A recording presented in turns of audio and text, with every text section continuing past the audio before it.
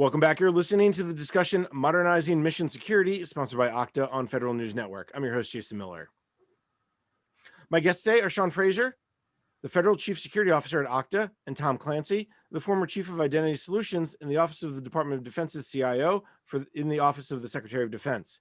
Now, Tom and Sean, before break, I brought up Terry Halverson and his idea 3, 4, 5 years ago, and I have to say, Tom, when Terry brought that up, that blew up the internet for us. That was just one of those stories that everybody clicked on. So we appreciated Terry for that. But he makes a really interesting point that Sean, weigh in here a little bit. Why are we looking at different authenticators today, and what kind, and what's taking so long? Let's get going. So, while I think in some circles that was a little bit of a controversial statement, I think what it did is it started us thinking about the possible, the art of the possible with moving forward on authenticators. And the thing just takes time, right? You can't wave a magic wand and just have all the pieces lined up to where you can modernize everything overnight. A good example I always kind of use is Apple didn't invent the iPhone, General Magic did. But you don't ever hear about General Magic because the environment was not right for the iPhone. So when Apple released the iPhone, the environment was right and it took off. I think Terry Halverson was exactly spot on. I think integrating or thinking about context of authentication, that's exactly what we talk about with zero trust. So when you think about context, it could be not necessarily hairstyle or who you are or your gait, the way you walk. Those could be factors, but it could be other things like location, what network you're on, what machine you're on. Is it personal or non-personal? What time of day is it? All these different kind of contextual elements can weigh into an authentication decision. And now we live in a world where we can do that in a performant way. We can do that in a couple seconds. It doesn't take us a couple minutes to figure that out. So we're kind of moving into the world where it is possible to do these additional authenticators. It is possible to add this additional context, and really has kind of lit a fire and enabled this whole conversation around zero trust security.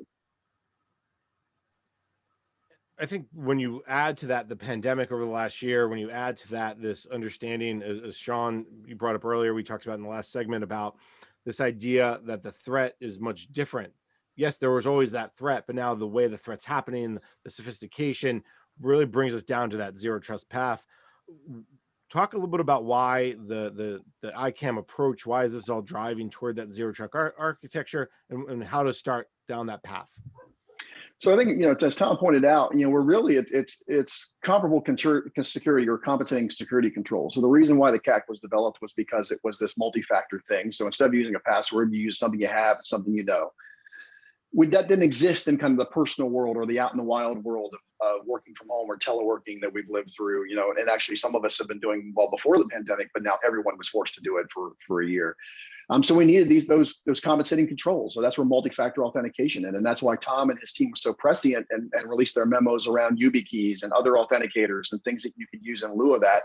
Because the other issue that we ran into during the course of the pandemic and the lockdown was, smart cards expire, right? They're PKI, so the certificates on them expire. And if they expire when you're in the middle of this kind of lockdown period and you can't physically go somewhere to get a card again, what do? You have to have an alternative to do that. Or if you move out, so you're no longer active duty, you no longer have the card and you're a retiree, but you still need access to your benefits. You need a strong authenticator, but a user performant authenticator, something with great user experience. So as you move into your retirement years, you can still get access to the things that you care about. And we're not relegating you to a password, right? So we're not downgrading you from the CAC to a password. We're taking the CAC and we're moving it to something that's equally strong in your personal life.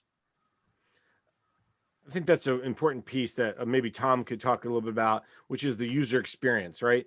One of the complaints with the Common Access Card as DoD and others became more mobile is, well, I have to carry some sort of device in my pocket. I remember Dave Wintergren talking about that. I have a device in my pocket that I have to put the CAC into that I can access my phone, and that just didn't make sense.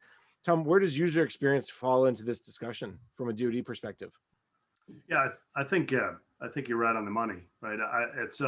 But it depends on where you sit. The CAC is a part of the onboarding process for the department. If you're an employee or a service member, the issuance of the Common Access Card is probably one of your earliest memories of your entire experience, and it's also a very expensive process to proof somebody and look at all those documents, biometric capture. I mean, we have a very high standard of proofing and binding that goes into the common access card.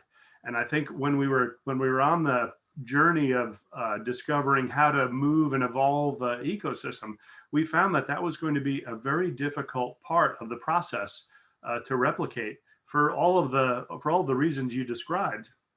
And one of the reasons why, figuring out how to continue to issue common access cards during COVID was really a mission critical activity. So I think that was part of it.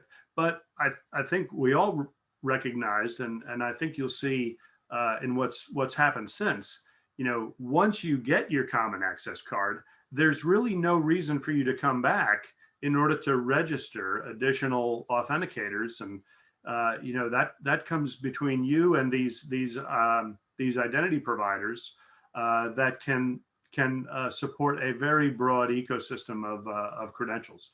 So I think that's I'm not sure I answered your question. No, I think so. Please hit me. What did I miss? No, I think you did. I think it comes back to understanding that broad ecosystem and ensuring that people, I was focused on the frustration that people have or have had over the years, and how this new approach is really taking into account the importance of the user's experience.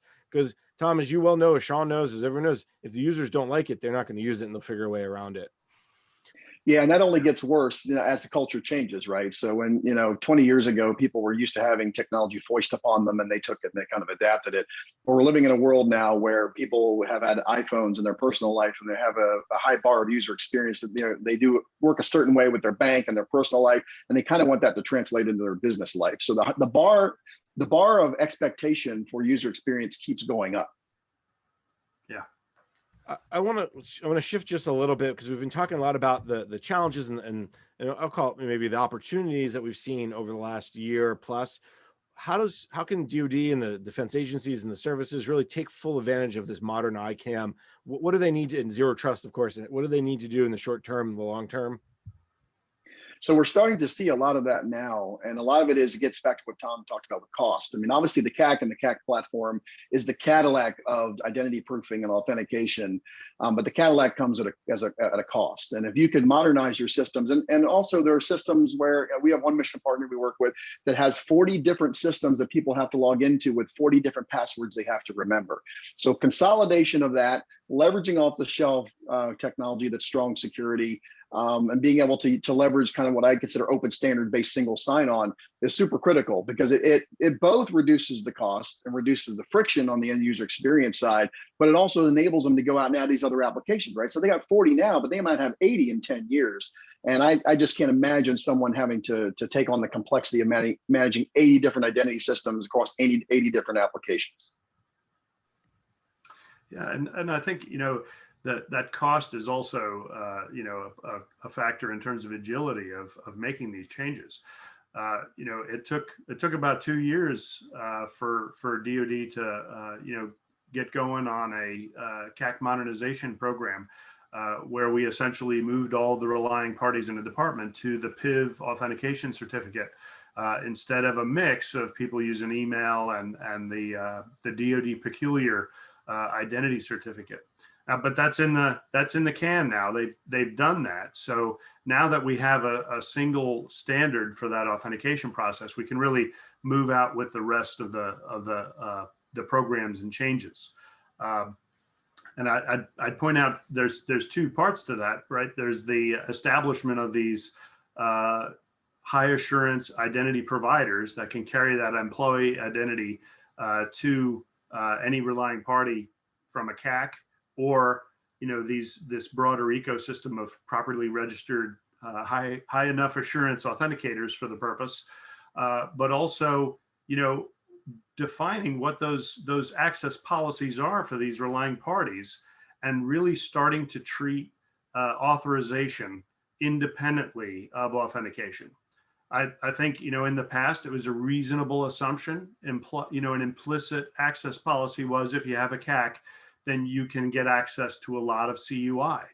But I think those days are behind us, and we need to think hard about what are those key critical assets that are sensitive, and who are the authorized users. And sometimes those users aren't people with CAC cards. They're, APIs or agents or any number of things, IoT.